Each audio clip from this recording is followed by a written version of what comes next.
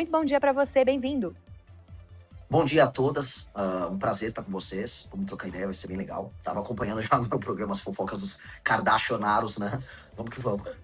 Eu quero começar por aí, viu? Porque é o seguinte, a gente estava analisando aqui mais cedo esses vídeos, né? Esses desabafos da ex-primeira-dama Michele Bolsonaro, fez ali críticas a Flávio Bolsonaro, depois recuou um pouco, aí a gente mostrou também a fala do senador dizendo que está aberto ali ao diálogo, né? Eles, de certa forma, se pacificando. E aí, por que eu estou começando por aqui a nossa conversa, pré-candidato? Porque o senhor tem se destacado em algumas pesquisas, né? Em algumas delas, inclusive, entrando ali numa terceira posição, quando a gente isola ali Flávio Bolsonaro e o presidente Lula. Agora, a Michele Bolsonaro, a gente até falou mais cedo aqui de alguns elementos que estavam presentes naquele vídeo, fazendo possíveis acenos a partir de algumas simbologias ali, né, do vídeo, para o eleitorado evangélico, né, para aquele eleitorado com o qual ela conversa melhor, inclusive para as mulheres. Agora eu quero saber como é que o senhor pretende se aproximar, se é que pretende, desse eleitorado, por exemplo, né? A gente até falou mais cedo aqui de uma herança que fica, de um legado que fica do bolsonarismo para quem possa pegar, quem poderia talvez figurar como uma, entre aspas, terceira via.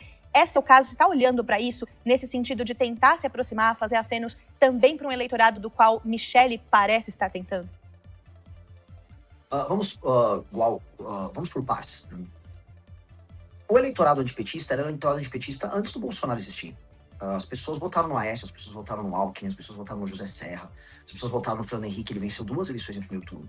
Não é que o Bolsonaro inventou um eleitor ou inventou um campo político, ele apenas se apropriou de uma coisa que já existia.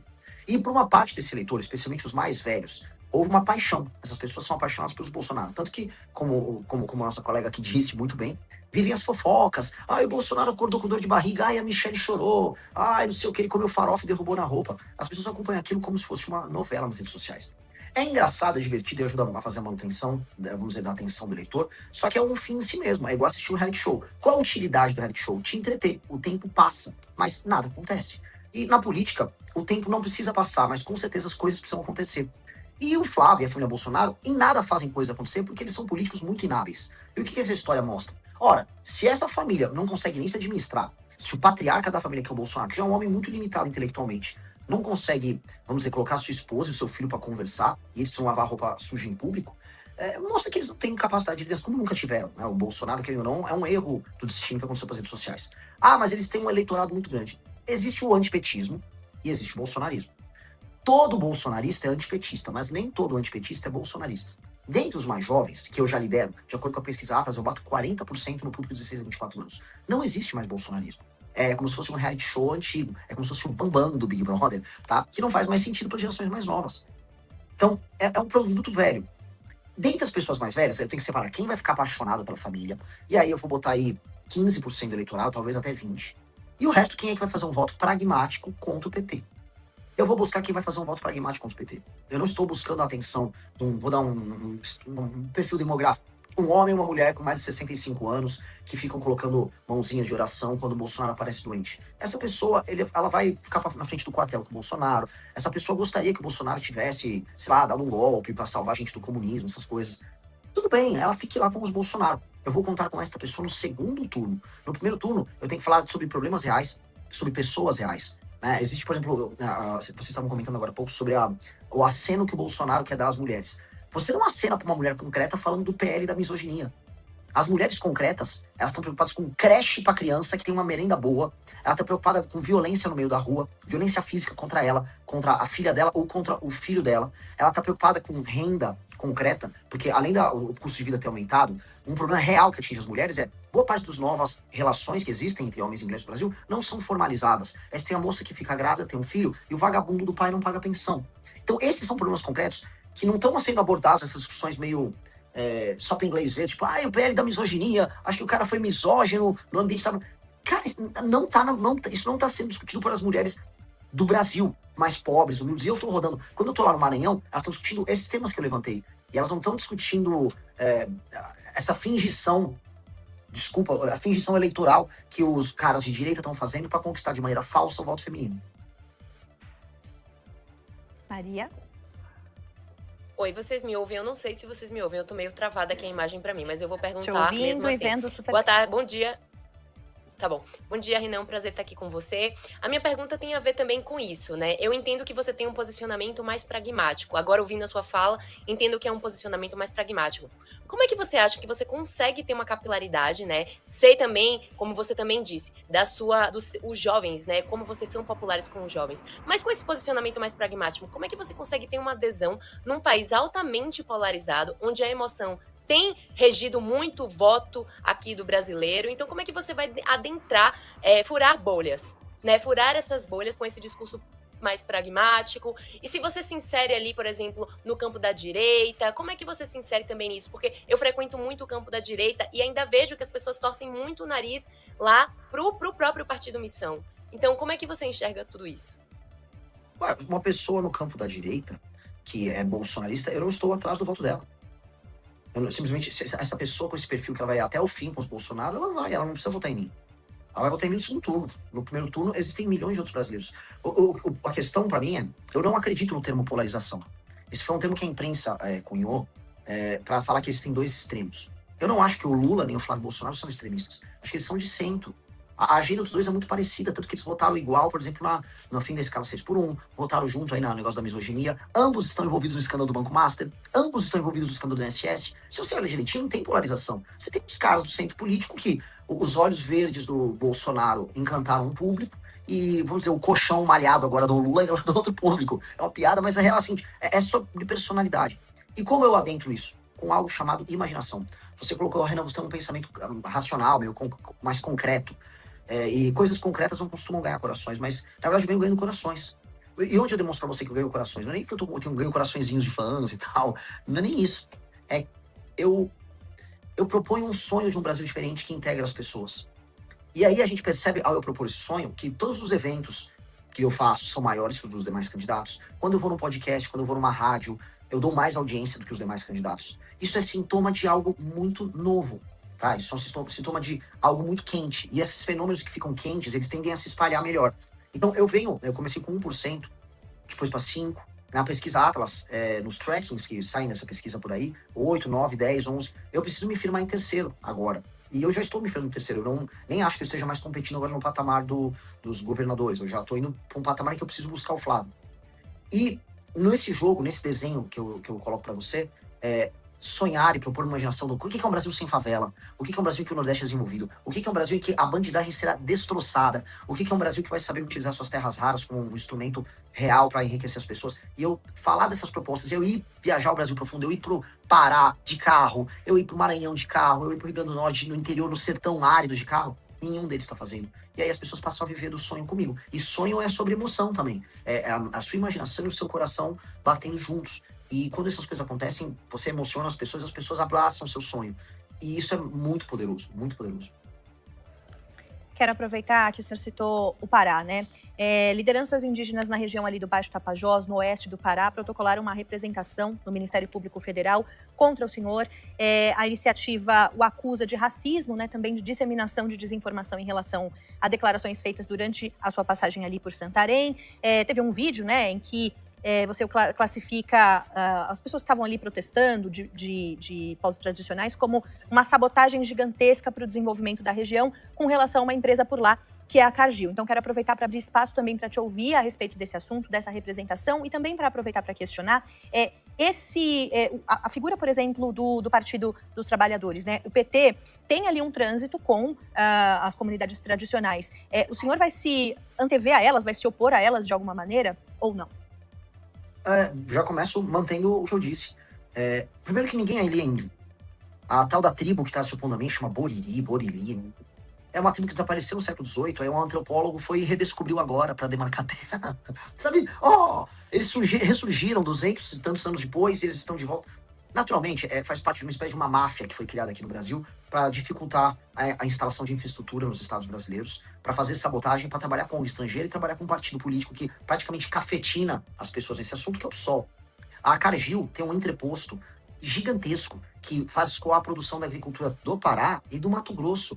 É uma coisa fundamental para que o Brasil tenha emprego. Santarém pode ser uma cidade bem mais rica. Pô, eu tô falando de um lugar, sabe, amazônico, um lugar que é difícil trabalhar, as coisas, é um lugar distante, energia cara. E eles montaram todo esse entreposto precisavam ali terminar uma hidrovia pra gente fazer a conexão com o Ferrogrão, etc. E aí eles foram embargar, dizendo que isso afeta os índios. E aí você vai olhar o índio, não é um índio. Então, são sabotadores mesmo. Ou a pessoa lá do PSOL que entrou com uma ação, que entre com 10, eu tô pouco me lixando pra essa gente, tá? Eu tô pouco me lixando pra os brasileiros que, né, botam um cocar e fingem que são índios. Eu tô pouco me lixando pra essas pessoas. Eu acho que a gente tem que lidar com os problemas brasileiros, tem que ser muito enfático. Do lado da estação da Cargill, tinha gente catando lixo. Eu quero ver um lugar que tem instalação da Cargill funcionando, para que você tenha emprego e não tenha gente catando lixo. Essas pessoas querem, no fundo, que é o brasileiro que vive no norte, viva de maneira primitiva. Que ele viva igual um ribeirinho, que achou um peixe, come um resto de farinha ali, mora numa casa que não tem água. Eu gravei um vídeo com uma família ribeirinha. Todo mundo tinha graves problemas gastrointestinais, desenvolvimento mental que foi atrapalhado na infância porque ficou desnutrido. Se você não levar desenvolvimento, é que as pessoas vão viver quase como bichos. Só que essa galera acha que é bonito, porque não mora lá com eles, né? Todos esses onguistas aí, eles moram na capital, moram num apartamento bom, tomam água potável. Aí pra eles é gostoso. Então eu não vou aceitar isso, eu vou continuar enfrentando todos eles. Mais discussões como a da Ferrogrão, pré-candidato, podem ocorrer em outros momentos, já ocorreram em outros momentos e já houve protestos, não só, né, com a sua figura, na verdade com outras figuras, inclusive do próprio PT. Me lembro de discussões, por exemplo, sobre a usina de Belo Monte, né? O protesto das comunidades tradicionais é também, digamos assim, muito tradicional na nossa história política, né? Então, enfim, o senhor pretende continuar se opondo? Quer aconteçam outros protestos para outros tópicos pelos quais eles fazem oposição? Não, assim, depende do protesto. Se a pessoa tá fazendo um protesto, tá tudo bem. Protesto, todo mundo pode protestar, até por coisas erradas. Quer protestar, proteste. Eu não aceito sabotagem. Eu não aceito que você vai interromper uma obra, que é a da Ferrogrão, que é fundamental para o desenvolvimento do Brasil, porque, dado que um trilho de trem passa a 200 quilômetros de uma tribo, de uma reserva, isso está afetando o estilo de vida indígena. Pelo amor de Deus, isso é só sabotagem. Isso é sabotagem institucional. E aí você vai ver quem está por trás dessas tribos. ONGs das mais diversas, com dinheiro de fora do Brasil, que curiosamente concorrem com a agricultura brasileira. Que coincidência. Isso não, isso é sabotagem. Aí eu vou prender. Aí eu vou expulsar o ongueiro do Brasil. Quem estiver com ONG sabotando o Brasil, será expulso do Brasil. Nós vamos passar uma legislação muito clara sobre sabotagem institucional. E por que eu tô falando isso? Podia falar isso lá pro índio, já para essa discussão não ficar só sobre eles. Ontem eu estive numa reunião, tá na imprensa, com embaixadores de mais de 60 nações. Fui o único candidato, pré-candidato, que falou inglês com eles. Falei inglês, falei sueco, porque diferente dos outros eu sei falar, eu sou uma pessoa educada. Mas eu avisei os estrangeiros. A farra das suas ONGs, em vez de eu embaixador americano, embaixador da França, embaixatriz da França, não vai rolar. Não vai rolar. Suas ONGs que nos sabotam, eu vou botar eles pra fora ou eles vão ter que se comportar. Isso é sabotagem no nosso país. Imagina, na Inglaterra você vai construir uma ferrovia, vai construir uma obra de infraestrutura, constrói. No Brasil eu não posso. Eu não vou aceitar isso. Maria? Agora a gente tá sem o seu áudio, Maria. Acho que você deve ter mutado. Pode. Eu me mutei. Gente, tá tudo bem. É o seguinte, Renan, minha pergunta é sobre as suas alianças políticas e articulações políticas, porque a gente sabe que na política não é só, né, o político de opinião é muito importante, mas também como é que estão as suas alianças políticas nas diferentes regiões do Brasil, né? Aqui você tem um público focado mais aqui no Sudeste. Como é que você tá fazendo alianças com outras lideranças do E também aproveito para perguntar a questão da desistência do deputado Kim Kataguiri, né, pré-candidato, então, a manter o seu posto de deputado federal. O que foi o principal motivo dessa desistência? Foi, de fato, para ele assumir um super ministério com você, se dedicar à sua campanha, ou foi a impossibilidade de conseguir vencer o favoritismo de Tarcísio? Olha, a tua primeira pergunta sobre alianças. Eu não estou afim agora de fazer alianças. Tudo na vida tem o seu momento. Eu comecei sozinho nessa campanha. Eu tô sofrendo muito na campanha. Eu tenho que rodar de carro. Eu fico doente. Eu perdi meus... Eu não vejo meus pais. Eu não vejo boa parte da minha família. E eu sei que eu tenho que fazer isso e aí chegar nos 10% meio que sozinho com os meus amigos e com o meu time. Eu tenho que me provar sozinho agora. E ninguém vai me ajudar. Ninguém vai ser aliado meu nessa história. É muito solitário esse trabalho que a gente vai fazer. As alianças vão surgir quando é inevitável se aliar comigo. Então, quando me tornar inevitável, eles vão conversar. E eu vou montar as alianças de acordo com o que precisa ser feito, que é que é o compromisso nosso de mudar o Brasil, a agenda nossa. Olha, se você quer ser meu aliado, você vai assinar um documento público pro seu partido, avisando que você vai defender a destruição total do crime organizado, que não você vai se comprometer a entrar no nosso plano de desfavelização para acabar com as favelas brasileiras em no máximo 10 anos, que você vai se comprometer publicamente com toda a sua bancada em atuar no combate irrestrito à corrupção. E mais outros temas que são centrais no nosso plano de governo. Fazendo assim, de maneira transparente, sem colocar bandidos, nós faremos alianças com todo mundo, ou quase todo mundo, tá? Agora, tudo na vida tem o seu momento. Eu tenho que me provar, eu sou para muitas pessoas uma figura nova. E se eu não conseguir, eu falhei. Então eu tenho, é uma pressão grande porque eu não posso falhar. Eu tenho que chegar lá e eu vou chegar sozinho. O senhor mencionou em entrevista ao podcast Inteligência Limitada que no momento que falaram ali a respeito do Nordeste, né, dessa região, o senhor chegou a dizer que o Flávio Bolsonaro copia seu slogan Nordeste é a solução, né? E que outras figuras também o copiam. Quero saber quem te copia e no caso de Flávio Bolsonaro e também mais aprofundado a respeito desse slogan, de que o senhor tem se aproximado do Nordeste nessas expedições, nessas andanças por aí. Como é que tem se dado também essa aproximação? O único político que rodou mais no Nordeste do que eu foi o Lula. É isso que eu posso dizer. E não agora na campanha. Na história dele. O Lula já rodou de ônibus no Brasil. Ele fez a Caravana da Cidadania em 1995. E eu respeito isso. O Lula é meu adversário de vida. Eu odeio o Lula. Mas eu tenho que entender o que os meus adversários fazem para eu poder fazer melhor do que eles. E eu pretendo rodar o Brasil de carro, ganhando ou perdendo a eleição. Eu vou rodar, eu irei em todos os municípios do Brasil. É um compromisso que eu tenho. Porque eu só poderei ser um líder estando nos lugares e falando com as pessoas. O Nordeste é a solução para os problemas brasileiros, porque desenvolver economicamente o Nordeste é resolver problemas históricos de lá, mas problemas políticos de cá. Estou aqui em São Paulo. A pior classe política que tem no Brasil é a do Nordeste. A do Norte também é muito ruim. Não que o resto seja muito bom, tá? O Rio de Janeiro é um lixo e tal, mas no geral, quando eu faço uma média, nada é pior do que um político do Nordeste. Eles vivem da pobreza das pessoas. Eles precisam das pessoas pobres para continuarem sobrevivendo. É uma gente maldita, amaldiçoada. E se eu faço desenvolvimento econômico de lá, as pessoas param de votar no político que dá coisa para elas. Por isso que eu falei, o Nordeste é a solução dos problemas brasileiros. Ou seja, um raciocínio complexo, histórico, com leitura e com proposta.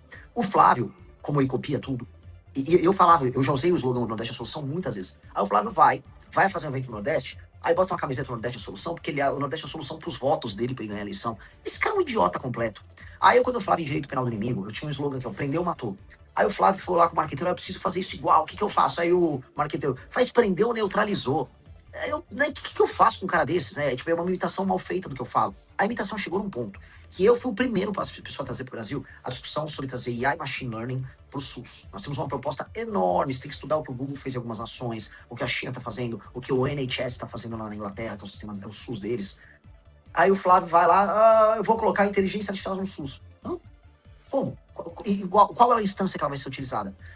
Vai ser machine learning, puro e simples, ou vai ter uma IA trabalhando para isso? Você vai ter... É um sistema de prontuário único? Porque ele fala isso e ele não sabe que a IA só vai funcionar com prontuário único. Ele não fala de prontuário único.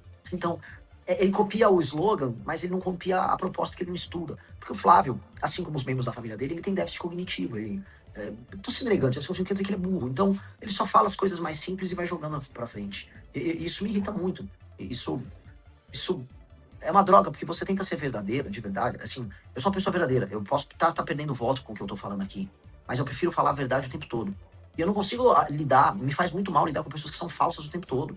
A falsidade faz mal, a falsidade me machuca. Eu não gosto de ver isso. E ele me imita do jeito falso e burro. Falou, pô, quer ser burro, mas seja burro original, seja burro do seu jeito. Não estraga quem tá fazendo certo. Renan, como é que você avalia no contexto, você mencionou que teve com diversos embaixadores e representantes de delegações internacionais, né, recente, como é que você avalia o destaque da política internacional e do olhar que o brasileiro está começando a ter em relação a alguns pontos, como, por exemplo, a questão do tarifaço impactando a nossa economia, a questão da nomenclatura das facções para organizações terroristas e da própria interferência do Trump aqui nas eleições brasileiras. Como é que você avalia esse posicionamento da política internacional na nossa política doméstica e se você é favorável ou não à nomenclatura das facções para serem organizações terroristas que o governo dos Estados Unidos adiantou o Brasil a fazer? Quer dizer, se adiantou em relação ao Brasil. Eu trato isso tudo como sinal de fraqueza do Brasil. Um sinal triste de muita, muita fraqueza. Os Estados Unidos, eles estão agora no fim da hegemonia global única como superpotência. Agora você tem duas superpotências, que é os Estados Unidos e China. E essas duas superpotências, elas vão começar a buscar arcos de aliança no mundo. os Estados Unidos precisam de todo o continente americano, lá da Groenlândia, lá no norte, até a Patagônia, lá no sul, como uma reserva estratégica. E a gente está aqui no meio. E os Estados Unidos estão usando não só as tarifas, mas a força geopolítica deles para enquadrar a América Latina inteira, para espalhar, para retirar a influência chinesa. Então a China tinha influência na Argentina, os Estados Unidos, com seu aliado Milei, tirou a influência chinesa na Argentina. A Venezuela era um entreposto chinês aqui na América do Sul, ele derrubou o governo. E ele vai interferir mais ainda. E eles vão precisar alinhar o Brasil com eles. Então, este processo, que é em grande medida humilhante para o Brasil, tá? E foi humilhante que o Trump fez com o Lula, ele é um processo que nós precisamos reconduzir numa presidência da República. Ou seja, os Estados Unidos vão precisar da gente por causa das terras raras. Não há condição dos Estados Unidos ter, basicamente, as forças armadas deles nos próximos anos sem sentar com o Brasil. Por quê? O Brasil tem a segunda maior reserva de terras raras. A China tem a primeira, e a China é a única que tem tecnologia de processamento. Os Estados Unidos nem a tecnologia pronta do processamento eles têm. Pra você ver como eles estão humilhados ali. Então eles vão ter que sentar conosco.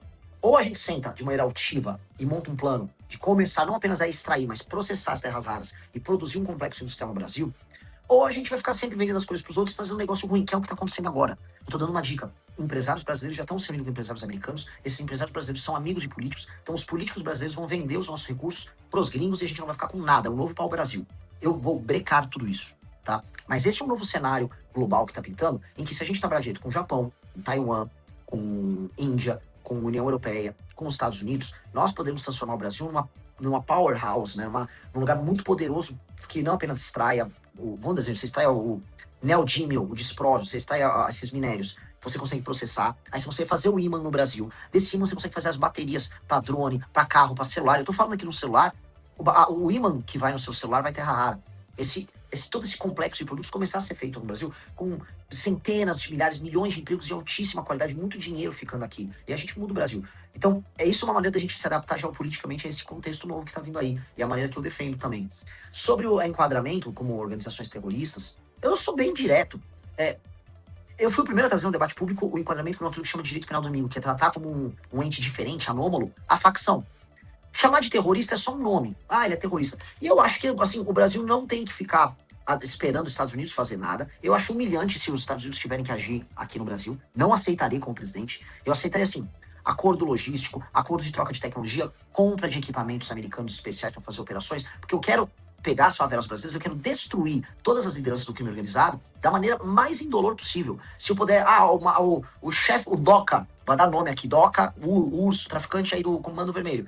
Se você tiver uma casa sozinho e eu detectar, eu vou mandar um drone estourar a tua casa. E ninguém ao redor vai se machucar. Que é como acontece agora as operações. Eu quero ter essas tecnologias, eu quero essa parceria com os Estados Unidos. Eu quero drone e bomba no DOCA. Entendeu? Então, de resto, não há salvador. Ninguém liga pra cuidar da gente. Se a gente não cuidar de nós próprios, os outros só vão extrair da gente o que eles querem. Seja a China, seja os Estados Unidos.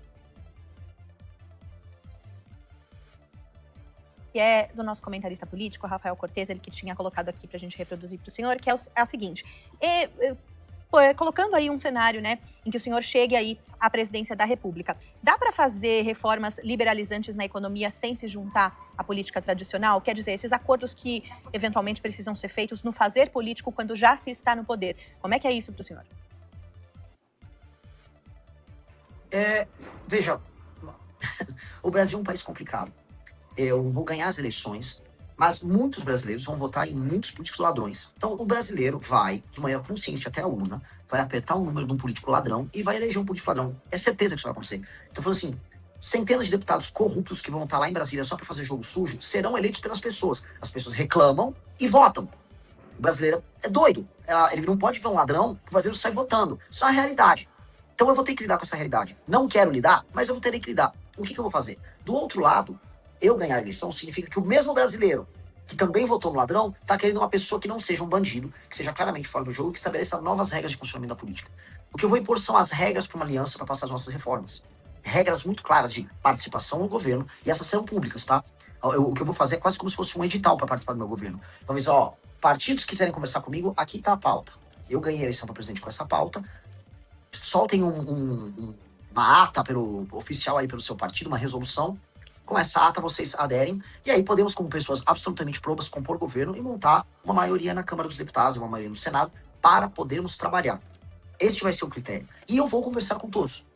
No início, eu vou precisar passar uma PEC fiscal, muito bem levantada pelo comentarista, que é uma PEC fiscal que é agressiva, e que vai resolver a questão brasileira das contas públicas que estão estourando, que vai permitir depois eu baixo imposto, que o juro fique mais baixo, que invistam no Brasil, que o emprego aumente. Eu preciso fazer isso já. E eu vou precisar fazer isso com critério. Agora, você não vai me ver aqui num governo que compra as pessoas, que vai entregar estatal para vagabundo de partido vagabundo, ficar ganhando dinheiro. Não tem o famoso, olha, pega o ministério com porteira fechada. Não existe essas discussões de porteira fechada. O Brasil, quando você entrega um ministério com porteira fechada, significa que aquele partido vai roubar de porteira fechada. Isso acontece no governo do PT, aconteceu no governo do Bolsonaro. Nós temos que disciplinar isso, não pode funcionar dessa maneira. E os partidos sabem que terá que ser assim, porque se eu ganhei a eleição, significa que o eleitor já está com essa mentalidade. Então eles vão ter que se adaptar. Se não se adaptarem, eu não vou ceder para eles. Eu não vou ceder para eles. Eu não vou entrar em guerra com os deputados, mas eu também não vou ceder para eles. Para finalizar, pré-candidato, quero saber o seguinte: pintei aqui um cenário em que o senhor se elege presidente e agora o contrário, né? Em não se elegendo, tendo ali o cenário de segundo turno, o presidente Lula e o senador Flávio Bolsonaro. Para quem o senhor acaba fazendo campanha ou vai se isentar desse debate? Eu vou pro segundo turno. Eu nunca vou trabalhar com hipótese. Não se vai pra guerra imaginando que você vai perder. Imagina a seleção brasileira agora. Não, tô imaginando em torcer pra França agora no final. Não pode. Mas exercícios de suposições existem nesses momentos, porque também faz parte do fazer político, né? Lógico. E aí quem faz são os jornalistas que trabalham com cenários. Eu sou um líder, eu não sou um jornalista. Então eu não posso não me comportar como líder aqui diante de vocês. Um líder, eu não posso falar para vou colocar aqui dezenas de milhares de pessoas que me divulgam, que estão agora falando meu nome. Olha, se eu perder, eu vou fazer tal coisa. Eu não posso fazer isso com elas. Eu não posso. Porque elas foram as primeiras pessoas a se juntarem a mim pra gente começar a construir essa história. Elas brigaram com seus familiares. Às vezes, elas tinham pai petista, mãe bolsonarista, e elas tinham uma terceira posição e apanhavam dos dois. Os dois se juntavam pra brigar com elas. Foi muito difícil pra essas pessoas estarem aqui. Eu não posso falar pra elas que eu vou perder e que eu imagino o que eu vou fazer se eu perder. Se eu perder, a única coisa que eu digo é que eu vou provavelmente chorar. E vou abraçar as pessoas que lutaram comigo e vou ficar muito bravo, porque eu tô dando toda a minha energia nisso. Eu não vou aceitar ter uma mentalidade que não seja vitória. Eu vou lutar até o fim. Eu não posso pensar assim. Eu peço desculpas pra você, porque eu sei que você tá fazendo um trabalho jornalístico muito sério. Essa é uma pergunta importante pra leitura de cenário. Mas eu não sou essa pessoa. Não posso te responder essa sua pergunta. Não tem do que se desculpar, já tá respondendo, é legítimo, e te agradeço por essa conversa aqui. Renan Santos, pré-candidato do Partido Missão à Presidência da República, conversou conosco aqui no Rede TV Notícias, primeira edição. Muito obrigada, bom dia. Obrigado, foi uma honra estar com vocês, excelentes perguntas, adorei a entrevista, adorei a tese das Kardashians, vou começar a usar. Olha, eu quero direitos copyrights, viu? Ela quer royalties. Eu vou citarei você. Royalties, tá bom? Tchau. Muito Fechado. bem. Tchau. Fala, meus queridos, aqui quem fala é o Alan do canal Inevitável Cortes, e no meu segundo mês postando cortes aqui no YouTube de figuras do Partido Missão e do MBL, eu faturei cerca de 25 mil reais, ou um pouquinho mais de 4 mil dólares. E se você tem interesse em estar criando o seu próprio canal de cortes, eu preparei um treinamento 100% focado, mostrando o passo a passo para você estar conseguindo fazer seus cortes de figuras do Partido Missão e do MBL. Para acessar o treinamento é só clicar no primeiro link da descrição ou ler o QR Code que está aparecendo aqui no meio da tela agora. E se você gostou desse vídeo, não se esqueça de deixar o like e se inscrever no canal. Te vejo no próximo vídeo.